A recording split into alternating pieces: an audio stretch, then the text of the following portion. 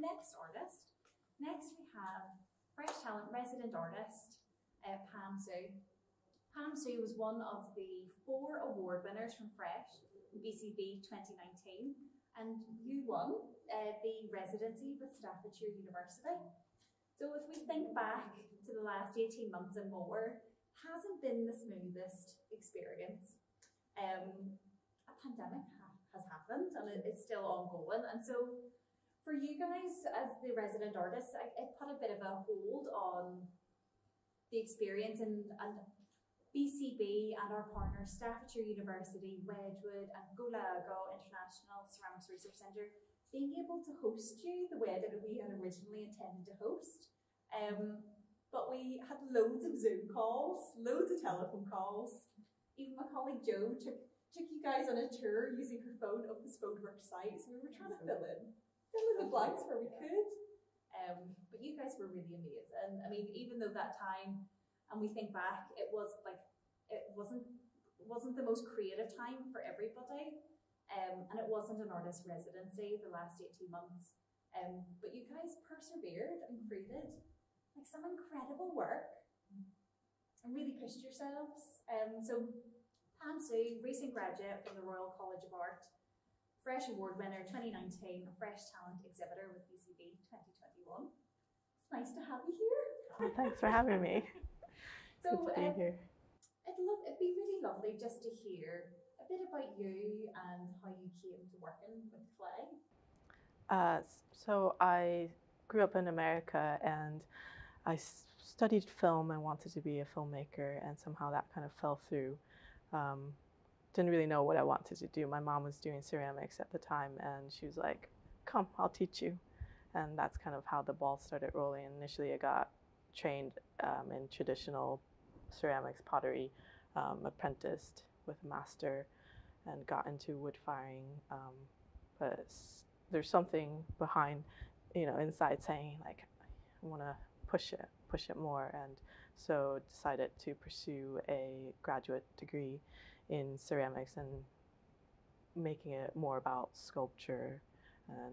But it was good to have had the experience of the traditional training because it kind of harnessed and put a very solid foundation for me, I think. And then came to the UK to study at the RCA, and then here I am, and amongst great British studio ceramic practices, and That's so incredible. And I find it really, so you apprenticed, who did you apprentice with and where did you go? It was in Taiwan, and the master was called Jianming Zhao, is Alice, but it was wedging, a full day, getting tea for him, but it was a good kind of training in your mentality and attitude towards how to approach clay and working with it as the separate partner of yours. And he has a story about Japanese teapots and why Japanese teapots are so wonky, and it's not because the Japanese master potters don't want to make it all refined and skilled. It's because they, in their youth, everything was very, they made it very defined, but as they aged, their fingers aren't able to necessarily create the same lines, the same contours, so it was just allowing it to be what it is. So that was a good kind of learning and staying in the present. Oh, that's amazing. And I guess all the skills that you learned really provided this foundation for your really expressive way of working. Yeah, I think it was good. It made me respect ceramics, it made me respect the kiln, it made me respect fire and all the elements that go into how one makes clay. And I think, for me at least, it's like once you have a solid base, from there you break free out of that. And I really appreciate, again, having kind of confidence in, a foundation, and then pushing it and going beyond and like traveling into space and exploring, but knowing that you have your base at home kind of idea. Oh, if that makes sense. It totally does, and it's a gorgeous segue to your work. Good. Which is psychedelic is a word that I would totally use to describe it. It's like it's absolutely otherworldly. And it's been a real joy to share it with our visitors and for them to experience it. Yeah, I'm really glad. Yeah. And so I have some questions that our community, the fellow colleagues and friends in the field have shared with us on social media. So I'll start with my first question. So the first question is, how important is corporality in your practice? The answer is no, not important. But I think people understand it in terms of like my favorite painter, Francis Bacon's use of corporality. So my approach isn't that. My approach is thinking, well, they're blobs, and their lines are soft, and obviously because we see ourselves, we're naturally gonna come close to attaching certain imagery. But for me, they're abstraction, and they're mainly about embodying feeling and mood, tone, and atmosphere.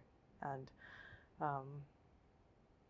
so in that sense, it's okay for people to attach whatever they want, to what they see in my pieces, but they're not really inspired by the human body. If that makes sense. Yeah. It absolutely does. And so with your work, it's stepping into a new realm of making in terms of the art form that you're creating. It's still working experimentally, amazing, incredible use of glaze and texture and form, but you're seeking to create an experience. And this work that you've presented as part of the Fresh Talent exhibition is really stepping into that. Is there anything you can tell us in regards to the experience that you have sought to create with that work? I think for me, my ultimate kind of pursuit in general is to instill movement. I don't want things to become static. I want a feeling as if the drip was still occurring. I don't know why, but I think it's just like a flow of, I don't know. That's the experience I think I want to create, just like constant movement, shift.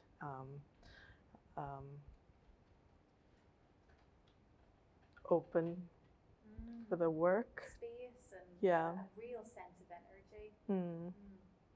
I think one of the fears I have when I'm in the studio is when I see a piece becoming just too static, just not having enough life of its own kind of feeling.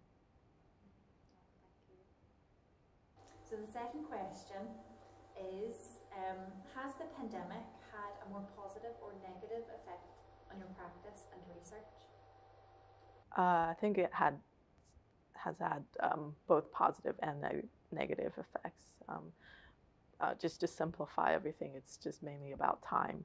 Like in general, it's like when you have a lot of time, it's how do you say stop to finishing anything, and things just slow down. But in that sense, it's good too. But when you don't have enough time, it becomes a bit rushed. But then it also forces you to kind of hone down and complete things.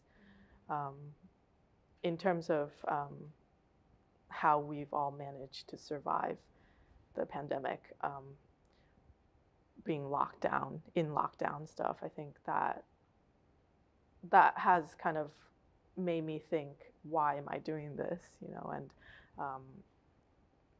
you kind of circle back and realize this is what matters, as ceramics and making things alive. So in that sense, the pandemic has been both positive and negative. I remember you were telling me that you set up a bit of a makeshift studio in the greenhouse. whenever you weren't able to go to your studio. Yeah. Yeah, it was fun. Looking back, I think we had this little like dead refrigerator used as a tabletop, and Good had to to dry clay in. yeah, as well. exactly. It was like super hot in there. Had to like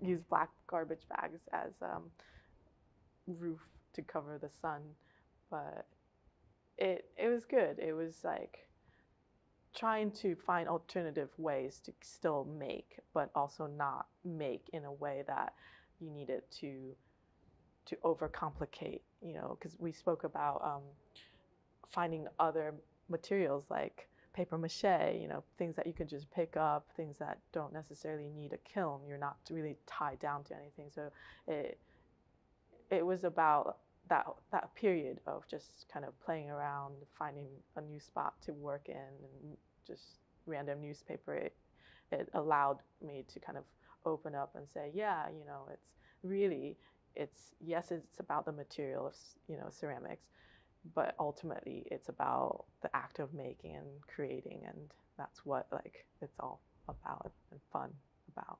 Yeah, oh, that's beautiful. It's so resilient. Like you really just find a way to create, find a way to make. And the third question we've got here: what is the scariest thing about being a ceramicist?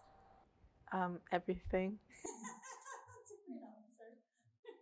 But I think if one were to like hone down, like you had to answer it, then it's I would answer that it's not being able to fulfill my own expectations. I think putting myself into like everybody's shoes, if we were, you know, thinking of all, like just creating and having a creative pursuit, all of us wanting to create something, and it's really I think anybody who makes something and takes the time and the effort and the labor and the heart and everything to make something, you want that thing to go out into the world and have a life of its own. You want that piece to bear meaning. So in that sense, it's just my own fear of not, if something I create doesn't fulfill that, you know, for me, just even for the pieces for them, you know. So that's, I think, the scariest thing about just being a creative individual or human in general.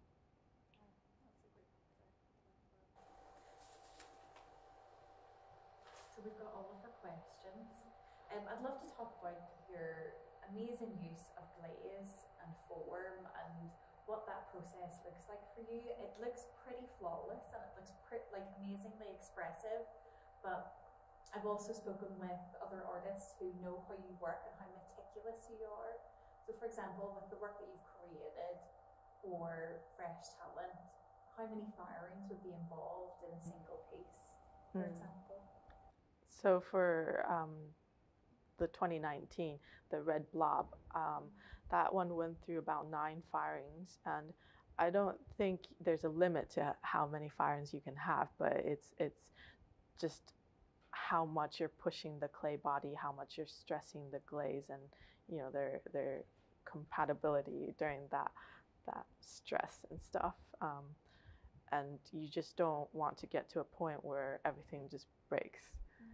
But has that ever happened? No, but it's always in the back of your head, and then you want to like, yeah, it's just about a lot of times, or it is about releasing control and having enough control, because you close the kiln door and there's nothing you can really do, but you have to kind of set up the situations to allow things to occur in the best way possible that you know that you intend, because it's not like drawing, painting, writing. there's a point at which you just have to let go. So that's kind of my approach. I'm still trying to attain enough control. I was speaking to Ian yesterday and saying to him, like, it's always about as much control as I feel like I have currently, it's still not enough. And it's like, how do you attain more control, but also allowing enough freedom for them to have their own space and life, you know? So it's about working together with the glaze and their characteristics and personality. So we know clay does have personality. Yeah, definitely. And so, whenever you were developing your work, there's a really amazing story about how the bear came to be. Would you be able to share that with us? Yeah, so during in the period of the pandemic and stuff, I just refused to take public transportation, just, you know, out of safety, riding the bike every day to the studio. And that one particular day, kind of passively in the afternoon, the sun was kind of going down. It was like all the best scenario condition, past this little huge giant bear just like lying by the trash bin outside somebody's house. And I was like, because like I think I have like I'm naturally drawn to these things, stuffed animals and things discarded for some reason. So I spotted him and I thought, shouldn't I, maybe. And then I thought, well, you know, you might regret not picking him up, and he might provide you with good company. So I was like, okay, fine. I didn't go too far. I rode back, and luckily I had a basket on my bike, so I sat him in there, and then we waddled back to the studio. And then the title of the series, Lost and Found, it didn't occur to me that the bear was actually lost and found. I was just thinking in my head of the phrase, I once was lost and now I'm found. But then somehow, you know, things just fall into place. All the puzzle pieces just land themselves without you knowing, but you are generating all the pieces. So it was really just quite neat that everything fell together. And then, and had to go through a process of like delaying, procrastinating the decapitation of the bear, and finally did it. But he still looks happy. I feel like he's quite happy. So that's kind of the story, and hopefully he's gonna inspire more happiness. He definitely does. Yeah. Our visitors are a testament to that. Good. Anybody who comes into that space, you can hear gasps and a smile, and you can see smiles. We even have we've had some visitors come by, families and such, and the young ones absolutely love it. They have to come into it for another look before they leave the festival. Oh, good. I'm so glad. I've been meaning to share that with Oh, you. good. I'm glad, because like I think that's the spirit that I think ultimately what I was hoping for the blobs and the bear to kind of create just a happy world, you know, and spread love. Yeah, I love that. Oh, I just want to ask, how are we doing for time? Good. Good. What time are we at? 45 minutes past 3. 45 minutes past 3. Lovely. What is next in the development of your practice? This felt like a movement towards working more experientially. For you, what is next? What are you feeling? Is there any opportunities coming up for you, or do you have a burning desire to create something specifically? I think the ultimate goal is, as I've kind of spoken to you about, is this constant work toward, is the movement away from the object, or not the object, the plinth-based, hoping to kind of arrive at a point where the work can fit into a space that's not necessarily intended just for the interior. That's the ultimate goal. In terms of work that's coming up, I'm planning on creating a wall piece, going back to the idea of the two parts in the parasitic, and but maybe incorporating the drip and the flow, like the movement in there. So that'll be quite exciting to start on. I haven't done it yet. And then there's the experimental gastronomy project. Yeah, so that's been kind of postponed, but other than that, Tell us a bit more about it. yeah. So that's really cool idea that they invite chefs and they ask artists to create pieces that are characteristics of themselves, of their own artwork, but find ways to incorporate dining into a sculpture, for example, is what the brief is really. So that's really cool. And then for our year project, it's with the chef Jung Kwang, I think that's her name. She's a Buddhist chef from Korea.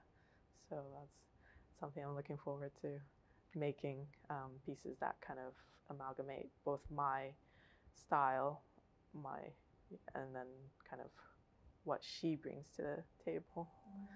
So, quite literally. Yeah, exactly. Oh, that'll be so intriguing. Yeah, looking forward to it all. Yeah. Oh, fabulous. Loads more to see and to come from you. I'm so pleased, Pam. I'd love to open the floor. Does anybody have any questions? We'd love to keep it quite casual.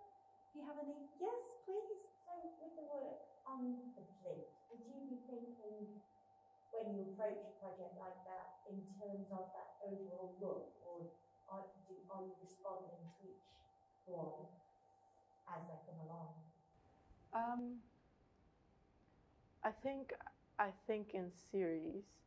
So when I'm creating the blobs individually, obviously when you create, or you can do start multiple pieces, work on multiple pieces, but I think because I'm so impatient, I want to finish one piece at a time.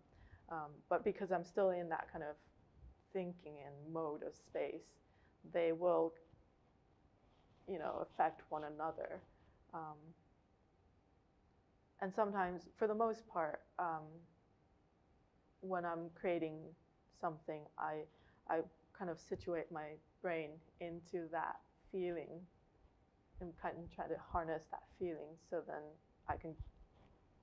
it can be released through my hands and given to them. So they are kind of reacting to one another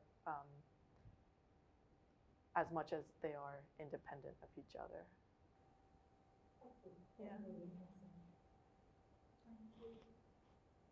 Does anybody else have any other questions to share or to ask?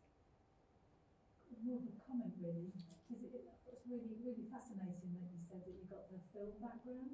Because when I was looking at the pieces, it just felt like there was so much story, or so much history, to every individual object, as if they've gone through so much. And then when you said about the multiple firings, it just felt like with the kind of journey each individual piece it's gone on, gone through. And I suppose is that kind of sense of storytelling, kind of how is it important, or do you feel like the narrative that comes with filmmaking is kind of exists in the, kind of inherent in the piece, or whether there is more of a story to tell? So it's more of a comment, but yeah. Yeah, no, it's a good comment and good question. I'm not very much a storyteller. For me, when I want to pursue film, it was more about capturing the cinematography aspect of it. And I was really in admiration of the neo-realist filmmakers, and so they distanced themselves from the the scene, and it wasn't really about the narrative, the characters. It was really about the whole feeling of the settings, the environment, and the characters just kind of wade in and drift out, and so it's more about that for me. And obviously there are two different materials, media, but it's good. It's quite exciting to try to find the common link of how to work with, try to grasp something that's moving into something that's non-moving. There is so much movement in the thesis when you right at the beginning when you said about trying to capture the drips. So if it is, they are still dripping. It's kind of really lovely work. Anybody else? Happy to leave the floor for a bit longer if you like. Oh, Pam, thank you so much. Thank you so much. To chat with you and to Yeah. hear more about your work. Yeah. And, oh, thank you. Thank you. Very much. Thank you, Anna. Yay. Thank you.